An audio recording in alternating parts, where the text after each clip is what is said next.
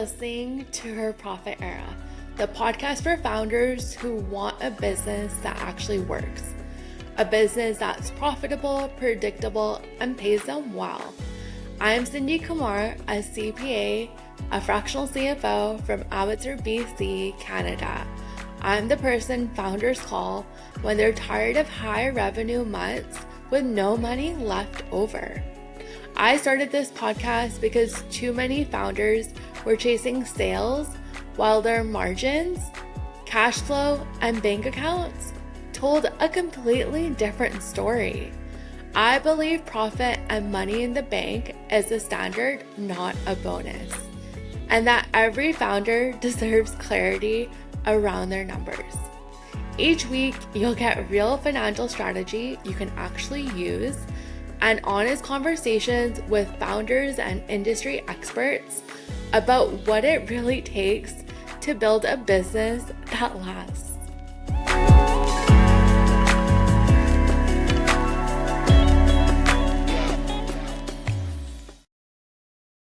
Mike Fata co-founded Manitoba Harvest hemp foods in 1998. From 1998 to 2016, he ran all aspects of the company as chairman of the board and CEO. In February 2019, Mike helped guide the strategic sale of Manitoba Harvest to Tilray for $419 million. Mike has dedicated over 25 years studying and practicing natural health, starting in 1995, when he made the life-changing decision to lose over 100 pounds. He went from 300 pounds to his current 200 pounds. He has gained an excellent knowledge of human anatomy, diet, nutrition, and natural health lifestyle.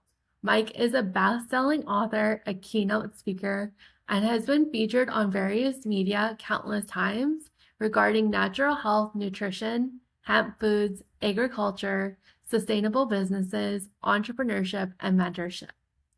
In February of 2022, as chairman of the board, Mike completed his third nine-figure exit deal with the acquisition of Soul Cuisine by Plant Plus Foods for $125 million cash.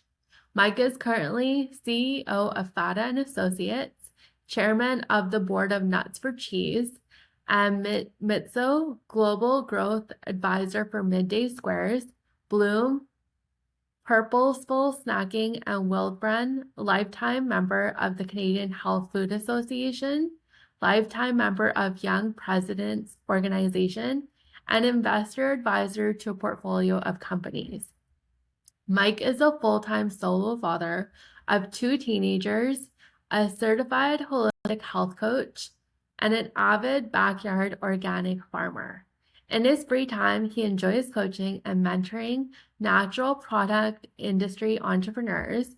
And in 2021, Mike launched fataflishman.org, a free mass mentorship toolbox for CPG entrepreneurs. Mike's best-selling book, Grow, 12 Unconventional Lessons for Becoming an Unstoppable Entrepreneur, released in March 2023. So let's get into it. Hi, Mike. Thanks so much for joining me on Her Profit Era today. Thanks for having me. Could you share a little bit about yourself and how you support your community?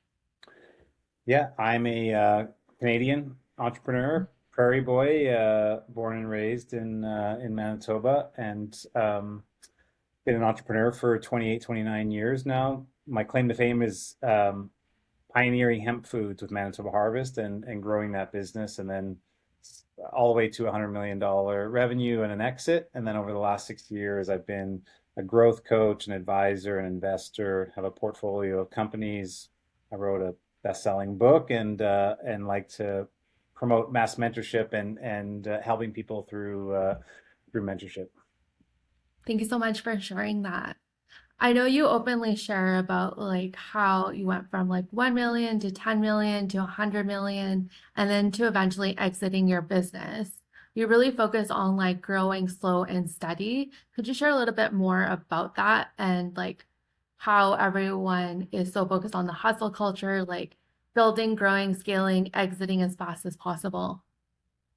Yeah, there's not one right way for any business. I've seen it more times. I did it myself, and now we've built a number of the portfolio companies that way. If you have a really methodical approach to business and you have a great plan and you're executing a plan and you're really learning about all aspects of your business and then keeping those operational and financial controls to execute with discipline on that plan, it's so much better than just trying to like shoot for the stars, and which happens for maybe like one out of 100,000 companies, and so many companies will fail, not because they had a bad business or a bad product, they just that they went too fast and they didn't take the time to like figure every aspect of the business out. So there's success in just playing the longer game, in taking more time to be an expert at what you're doing, and figuring all aspects of the business out from your supply chain all the way through to customer, and that's still how I'm building success. What are your thoughts on like being passionate about like what you do or like the product or service you're offering? Yeah, people have a love hate with passion for whatever reason. Like I'm okay to say that I'm super. I like passion. What and to use different words, right? What's Yeah, passion all about? Something that you enjoy doing, right? Like something makes you happy to do.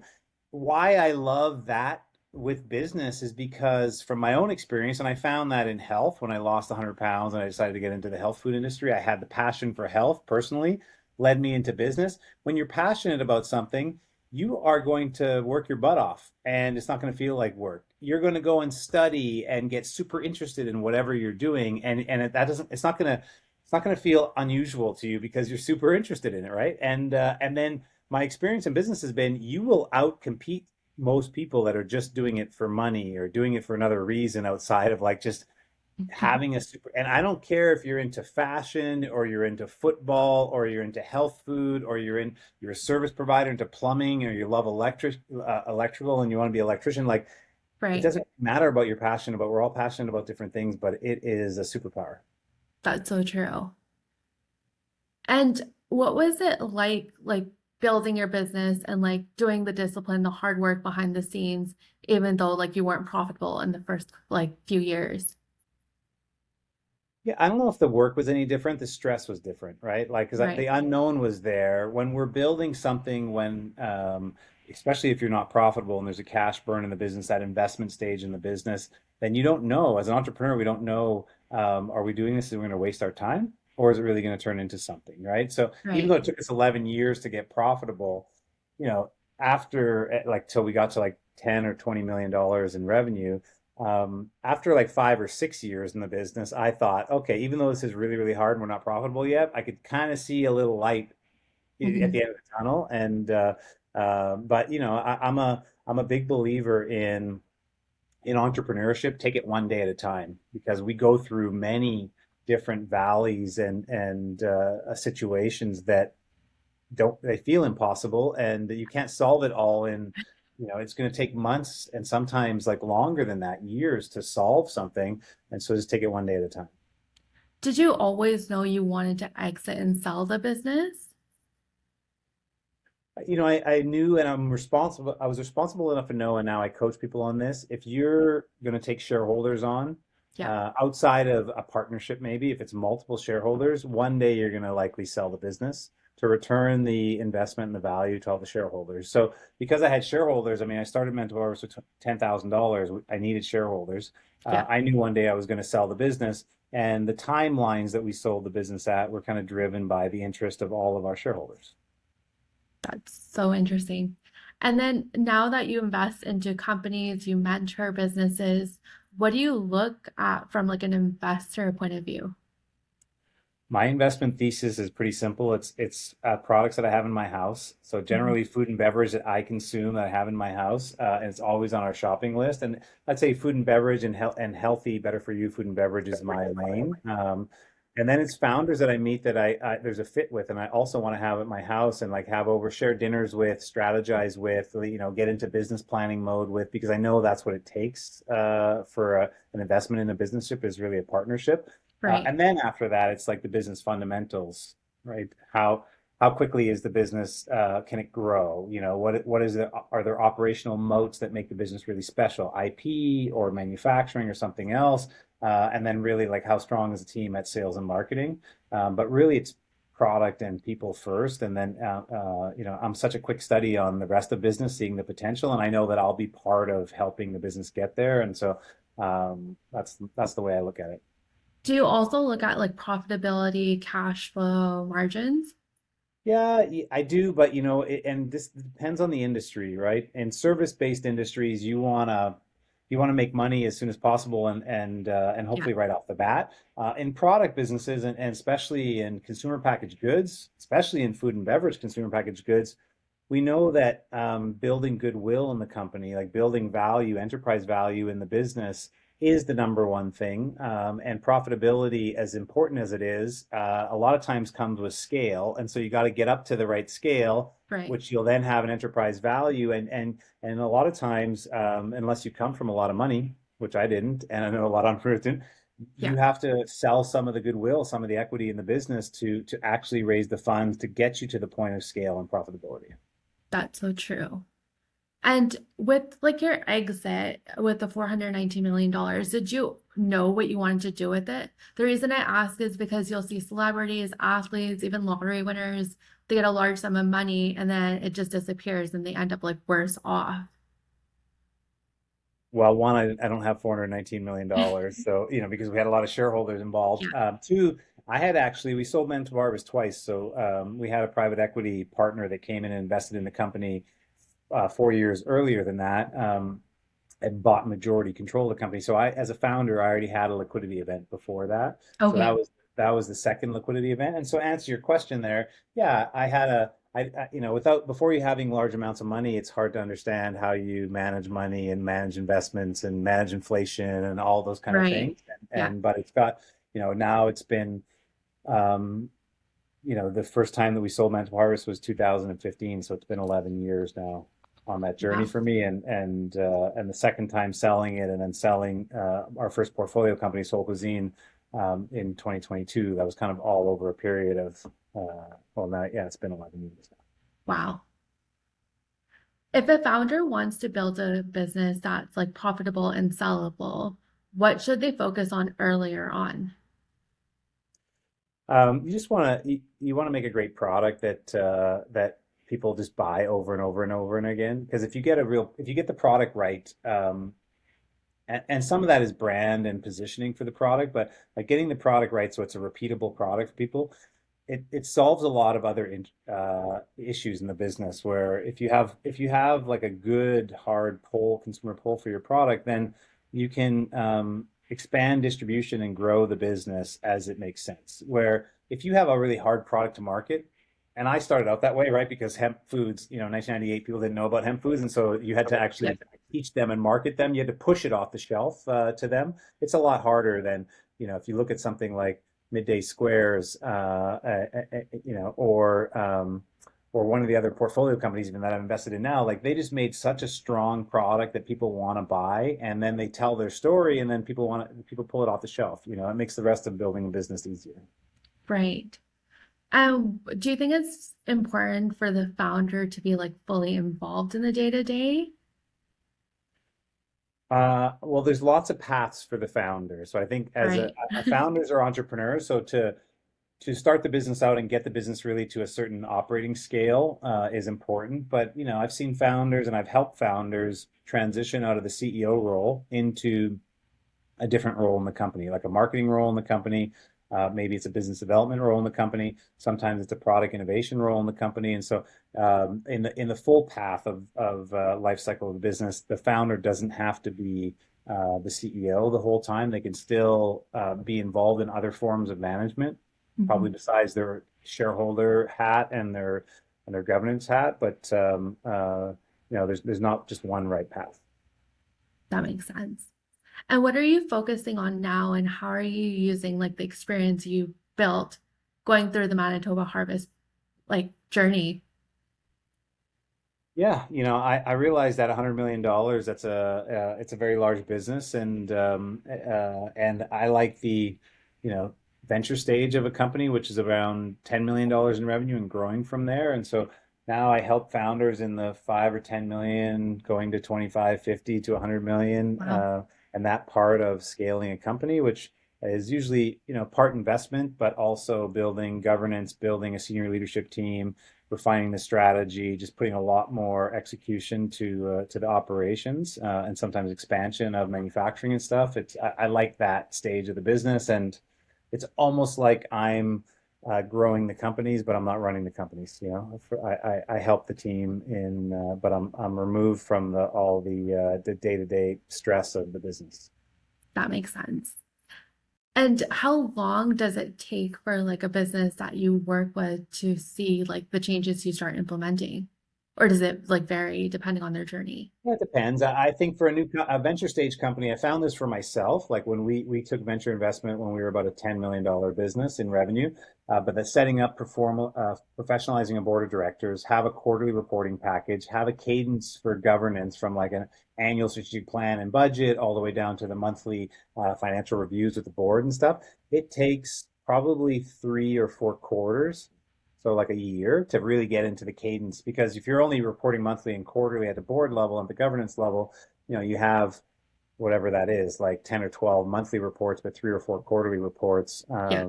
And there's a lot of work to get it into that space. But in general, I've seen it now through dozens of companies.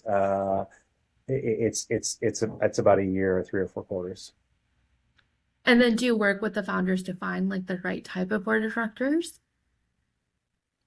Mm, I've done it a lot of different ways. Sometimes I'm advising the founders, and yeah, I'll advise them what I would do if I was in their situation. Sometimes I'm on the board and I'm chairing the board. So as chairman of the Mhm. board, my role would be to help fill out the board as needed. And I've done that, with Soul Cuisine, one of my portfolio companies. We took it public on the Canadian Stock Exchange. Wow. We had to then, besides the founder and myself that were on the board, we had to build the board of 5 people. So I built, and just my style, how I like it, I built a majority woman run board. And so appointing 3 independent board members, all women, recruiting them for their talents in the different aspects of running the board. It was a great exercise. And so I've kind of done it a number of different ways, but governance is one of my passions, I've realized nowadays. Wow. Yeah. Have you ever had a situation where like a founder brings you on, but they don't agree with like your advice or how they should like implement changes? Yeah, it happens. I mean, it happens for sure. That's why I prefer, for my larger investments, I would prefer to be in a governance role with the business where, if I'm charged with governance, I'm part of the board of directors. Then those conversations end to management in a decided, the board decides, but it's a more of a thou shall situation, where if you're in an advisor role, I do my part as well. I advise in the exact same way of like trying to say, here's what I would do if I was in your situation, and the Mhm. why, my experience or a story that I can share with them of why they would consider that. But you're not in charge with making sure the organization goes one way. So, I don't, I've learned to not take it personally, whether I'm mentoring someone or advising or coaching them, and they choose not to take my advice, even though I've delivered like wholeheartedly why I would do something in their situation. That's okay. Yeah, It's their business, and I'm not always right. I try to at least bring an understanding of potential outcomes that could happen in these different situations, because I've lived it myself. that totally makes sense. Yeah. For someone that's more in like the idea or like the testing phase, what kind of advice would you give that person? I think, it's like you want to surround yourself with other people that can help in the development phase. Like that incubating phase of a business is really tough. Yeah, But there's and even the launch of it, the startup. But there's like different groups, right? Like incubators or accelerators or little entrepreneur communities, groups that are likely in your, hopefully city, maybe less, more rural is a little bit harder, but like yeah, getting together with other entrepreneurs, and maybe specifically in your industry and in different cohorts where you can go and do like a 16-week kind of accelerator, I think is really helpful for a lot of people to work out a lot of the different aspects, unless they're coming from a place, and I'm a big fan of this, where they've worked in an industry, and they're interested and passionate about that, but now they want to offshoot their own business. right. Sometimes that's a lot easier to start out that way. But if not, and you're going into something brand new, like get into some kind of incubator space with other entrepreneurs. That's such great advice. Do you have any recommendations for like communities you know at like the top of your head right now? I mean, in the in the food and beverage space, in Canada, especially for Better for You, like Venture Park is one of the accelerators. Arlene Dickinson has they do cohorts on the regular basis. Also, like League of Innovators is also like a startup, and they're under 30, so supporting entrepreneurs, younger entrepreneurs that are under 30 that are going through their business idea, and they have like a 16-week accelerator. So there's a couple national ones, and then I think there's a whole bunch that are in people's regions, depending on where they're, what part of Canada they're in. The types of businesses like you're involved in, did they start primarily in Canada and then grew into the States and like worldwide? Yeah, yeah, they did. And it's I see it in most successful companies, but it's kind of how I would advise people is like if you have a great product or service, especially product, to go for it, you should be able to if you have a great product, you should be able to sell it up and down the street from your house, right? Closest to Right. home. And it's never going to be easier than when you're closest to home. So do it there, and then you can prove that you can travel and go into other regions, right? Like Right. if you're even like other provinces or before you go out to international, like there's just it gets a lot harder the further you are away from home. So Mhm. get good at home first and get the density up there and refine your product and then expand. That totally makes sense. And have you seen like any costly mistakes being made as founders are growing and scaling or they're trying to See it all scale the too fast? time, unfortunately, a lot of entrepreneurship is death by a thousand cuts. Like you make so many mistakes that either burn you out and give entrepreneurs so they quit, because most entrepreneurs quit before they get, before they get Mhm. to their success point, Yeah.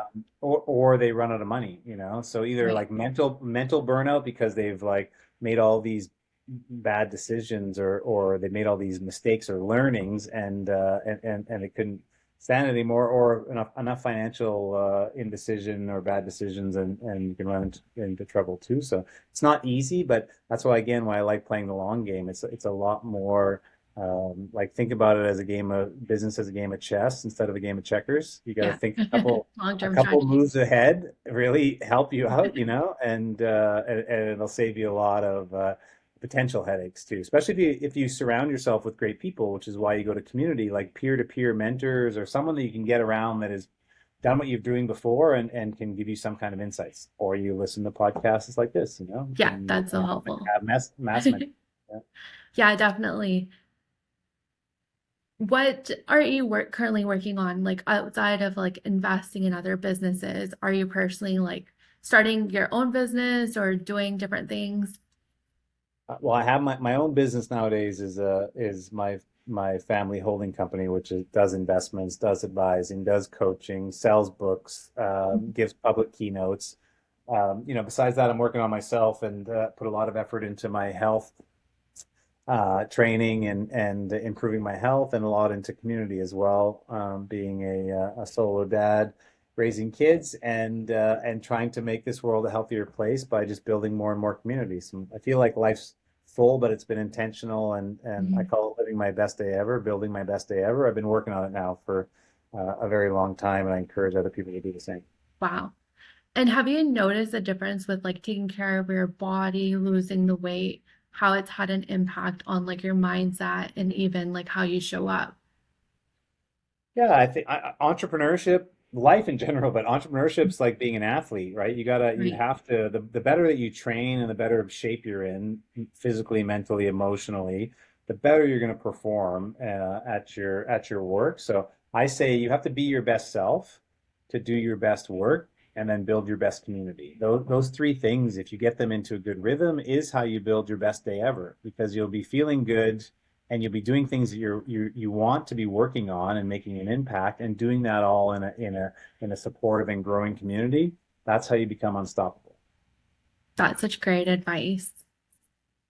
Have Yeah, you ever had like founders reach out to you, want you to like invest in their like products or their business, or even like work with them as a coach, and you just felt like it wasn't a good fit? Yeah, I mean, from investment is a lot different than coaching, and people want to get coached by me. You know, I do a couple hours of coaching a week. You can go onto my website; it's all ad hoc, and I'll just dig in and help any business. You know, in investment, I get pitched to invest in businesses all the time, and that's a lot more. You know, I think about investment in businesses like it's like a 10-year deal. You know what I mean? Yeah. So to sign up for a 10-year deal usually takes me quite a while actually to learn about. You know, all aspects of the business and the person. And most of the times that doesn't work out. Like that's only, I say, like I've made 10 investments in my portfolio, but I probably talked to, you know, 10,000 entrepreneurs over that time, right? So it's like one in 1,000 that I'm Yeah. looking for that's right for for working in the business with the entrepreneur and investing for a very long scale.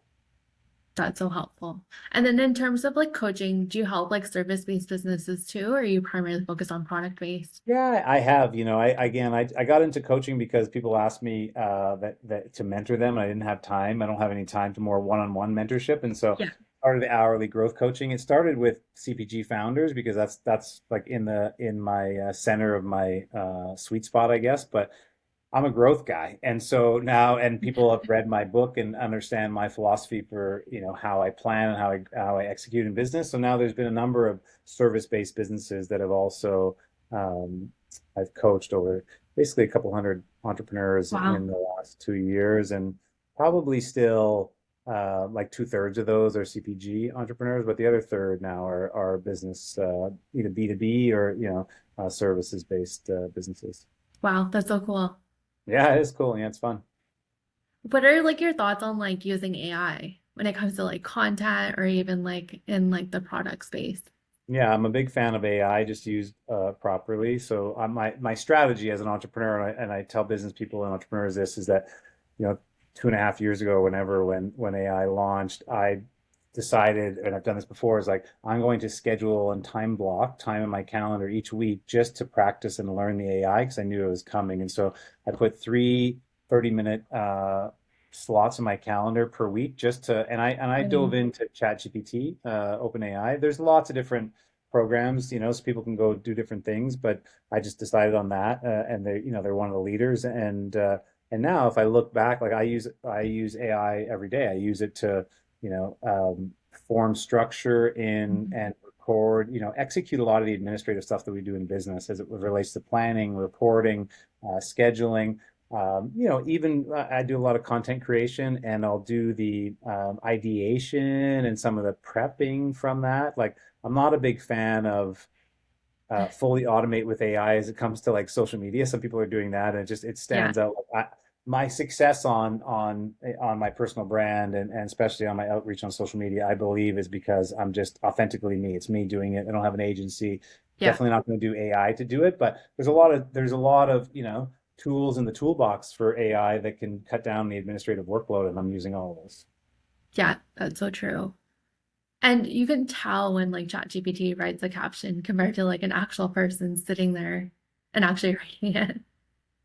Yeah, and again, I have nothing against it Yeah.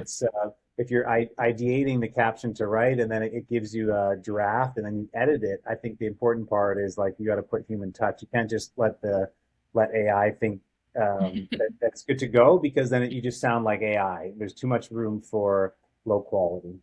Yeah, so true. And then with your personal brand, were you building it at the same time as Manitoba Harvest or just I um wasn't. Yeah. Yes. I'll say this. Okay. Listen. We're all building our personal brand, whether we like it or not, right? This whole idea of personal brand just has a lot to do with social media, but we're all building our personal brand, whether we like it or not. Your personal brand is simply what people say about you when you're not in the room, when you leave the room, right? So we all right. have a personal brand. I just, for the first, like when I was in business for the first 20 years, I wasn't into social media. And so I didn't have social media accounts personally outside of the business accounts that we had. And so it's only been the last 6 years that I've been on social media, and I've chosen LinkedIn as a primary platform because I believe it's the best for, you know, for sure for business and the kind of whole business ecosystem.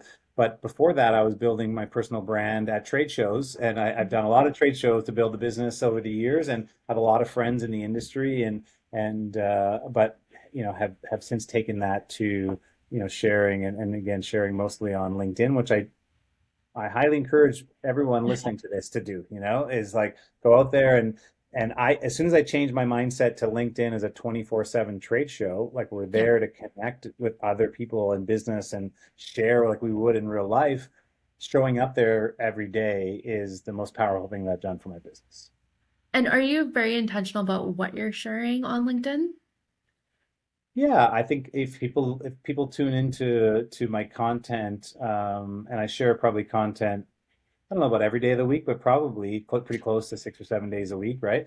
Yeah. My content is, if there's three channels to my content, it's like health and, because I'm super into health personally. Yeah. Um, Entrepreneurship and business, both like lessons I've learned in business as Manitoba Harvest, portfolio companies, what we're learning now, what we're doing right now, something in that business and entrepreneurship. And then the last piece is probably is more like mentorship and even cheerleading, where I'm sharing like some part of my mentorship that I share, or highlighting entrepreneurs, my 60-second pitch show, like things like that. And so Yeah. it's, yes, I do, even though I'm doing it myself, I have in my head a mini content calendar of like, I'm sharing all those aspects of me. So then I just do it, but I do that just on LinkedIn, no tools, no social media tools or anything, because it's my time to be really creative in my mind. I feel like it works the right muscles in the mind to be creative like that, and shares the best part of me. Do you think it's more important to be fully focused on one channel versus being on LinkedIn, Instagram, YouTube, TikTok? There's so many different channels. Yeah. Yeah, I think density matters. So that's what someone told me, and I went all on LinkedIn, and I wasn't on anything LinkedIn before. Now I do LinkedIn, and I share on Instagram. But and I have the other apps obviously for X and TikTok and YouTube, but I think there's something to density, because wherever you go, you want to be VIP, or you want to be an Yeah. expert at it, or however you look at it. And so if people are doing just one and it relates to business, not the consumer end of it, because if you're a consumer product company, of course you have to have Instagram and Facebook, right? Because that's where consumers are still going. But from Yeah. a business standpoint, if you're in services or you're B2B, or you want to enhance the business aspect of your consumer CPG company, even, you got to be on LinkedIn, because all your customers are on there. Yeah. And the difference between the social platforms is, you take the same person that's on it and maybe this is like how you are yourself. When you're on Instagram, you're in the mood for like entertainment, shopping, Mhm. and it's a lot different. And then Yeah. you, as the same consumer, go over to LinkedIn, and all of a sudden you're like, I have my business hat on, and I'm looking for So opportunities true. to put myself in a professional way, right? And Yeah. so, and of course, even large corporations, they can't have Meta, they can't have Facebook or Instagram at work, but they can have LinkedIn during the day. So they're on there and networking in that way. So I think it's the number one platform. I think outside, I call it not social media, like it's a business platform, all encompassing, like a trade show, and that's why I love. That's why I'm a super user, I guess, nowadays. Yeah. That's such a great point. What are your thoughts on building like offline connections and meeting people face to face, like phone calls? I feel Yeah, like a you got lot of founders are like so consumed on social media, but we forget like that in-person kind of connection, or like even connecting with people locally that aren't on social media. Yeah, for sure. I mean, we're real human. So again, I started that way, where I saw all my friends, I made all my friends, and I saw all my friends in the industry at trade shows Yeah. every weekend, every other weekend, right? And just taking that to online. But I think it's really important. And if you're just starting out and you're starting in social media, and again, if you're like starting on LinkedIn, then it's good for people that you meet that are in similar business, hopefully, because there's a good personal fit, is just invite them for a virtual coffee or a Yeah. chat for 15, 20 minutes to get to know each other, see if there's a connection there, because really the community is all about the collabs. When you hit it off with someone that's in like a maybe similar but non-competing business, and there's a right fit for like kind of personality and lifestyle, there's all these natural ways you can collaborate together. And if I look back over my 30 years as an entrepreneur, like that was the difference between making a success, was having a strong community and people that wanted me to win, right? Yeah. And then we were all working in a similar direction. And so you got to find that for yourself, and you can do that by, you got to take it offline. Yeah. Social media only is not going to build that. And what are your thoughts on like long-term kind of relationship building? I mean, that's the best way to go. What other kind of relationship do you want to make? Like short and transactional doesn't sound great. So Yeah, again, I think I'm a big believer in make friends first, do business second, which means like work with people that are a right fit for you and then be interested in them more than just a business transaction, right? Like actually think about the other person and that goes a long way. I was just at an event today and they were talking about kind of relationships, but from a institutional standpoint, banks and lawyers and accounting firms. And I'm like, even better, like I have my accounting, my legal firm. I have a 28-year relationship with them Wow. now. Like the first year that I got into business, Yeah. 28 years ago, such a strength if you could do business with someone for a very, very long time and have a great, solid partnership and relationship together. Then when you have new ideas, new things, and you need support, like it's, and so I think about that in every aspect of business. That's so true and so key. What's like next for you in the next like 3 to 5 years? 3 to 5 years. Well, I'll be an empty nester maybe with my kids in 3 to 5 years. Parenting is a part of my life is important to me, but I think for business, what I'm doing right now, the world's going to see just continued.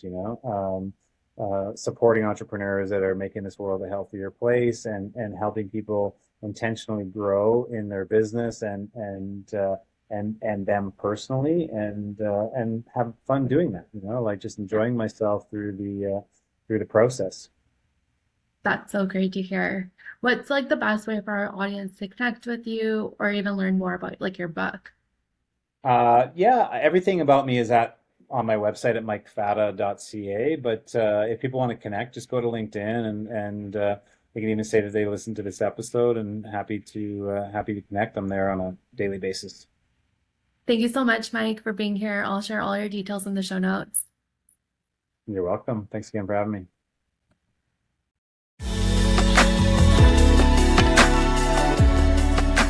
If you're a founder who wants real strategy, not noise, and you want someone in your corner helping you build a business that feels aligned, is profitable, and actually supports your life, you can apply for CFO on Call. This is my one-on-one financial partnership for established founders, typically making between $500K to $2 million, who want clarity, who want structure and confidence with their numbers. The link is in the show notes so you can schedule a profit strategy call, or you can DM me CFO on Instagram at @CindyKumar and I'll send over all the details.